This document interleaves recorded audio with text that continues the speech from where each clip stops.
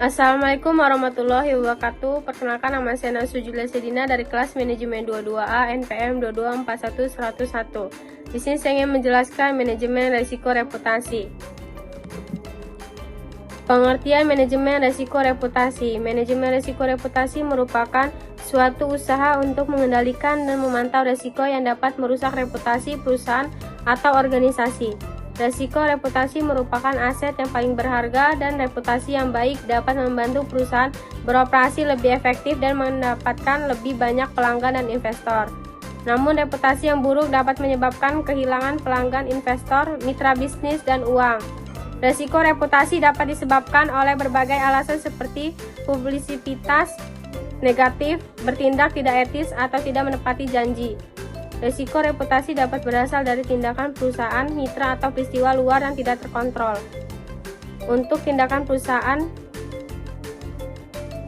memahami mengenai manajemen risiko dan melakukan identifikasi, pengukuran, pemantauan, serta pengendalian risiko reputasi.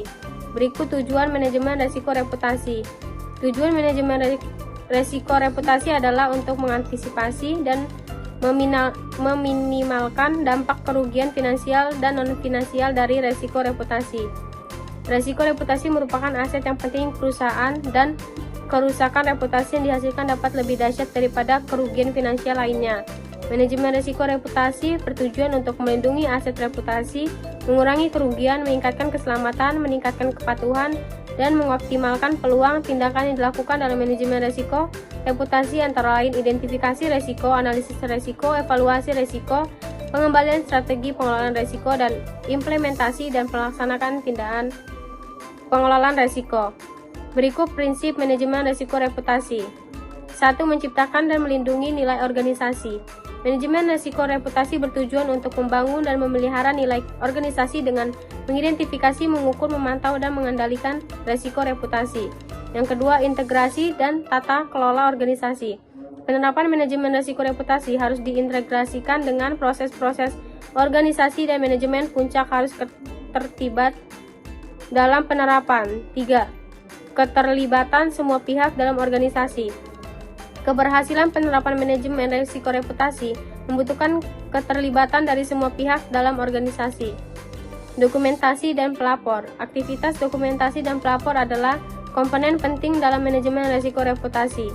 Yang kelima, mengidentifikasi risiko. Langkah pertama dalam manajemen risiko reputasi adalah identifikasi risiko dengan rumusan sasaran yang SMART. Yang keenam, analisis risiko. Analisis risiko meliputi penilaian tingkat risiko dengan mempertimbangkan probabilitas dan dampaknya. Evaluasi risiko. Evaluasi risiko meliputi tinjauan terhadap kebijakan, prosedur, dan praktik manajemen risiko yang ada, serta pengukuran kinerja pencapaian tujuan yang ditetapkan. Pengembangan strategi pengelolaan risiko. Strategi pengelolaan risiko harus disesuaikan dengan tujuan dan kebutuhan organisasi dan proyek. Implementasi dan pelaksanaan. Tindakan pengelola risiko yang direncanakan harus dilaksanakan, termasuk penerapan kontrol, perubahan kebijakan atau prosedur, pengadaan asuransi, atau mitigasi risiko lainnya. Yang terakhir, pemantauan dan tinjauan risiko reputasi harus dijaga dan diperbarui secara terus-menerus. Manfaat manajemen risiko reputasi. 1. Pengurangan kerugian. Manajemen risiko reputasi membantu mengurangi kerugian yang mungkin muncul akibat risiko reputasi. Yang kedua, peningkatan keputusan. Manajemen risiko reputasi membantu mengurangi keputusan yang buruk dan menggelakkan keputusan yang lebih baik. 3. Identifikasi peluang. Manajemen risiko reputasi membantu mengidentifikasi peluang yang dapat dioptimalkan. Keempat, peningkatan efisiensi operasional. Manajemen risiko reputasi membantu mengurangi kegangguan atau hambatan dalam operasional. Yang terakhir, kepatuhan terhadap regulasi. Manajemen risiko reputasi membantu organisasi memahami dan memenuhi persyaratan hukum, peraturan, standar yang berlaku. Jenis risiko reputasi. 1. Risiko reputasi oleh tindakan perusahaan. Yang kedua, risiko reputasi oleh tindakan mitra. Yang terakhir ada risiko reputasi oleh peristiwa luar. Berikut kesimpulannya.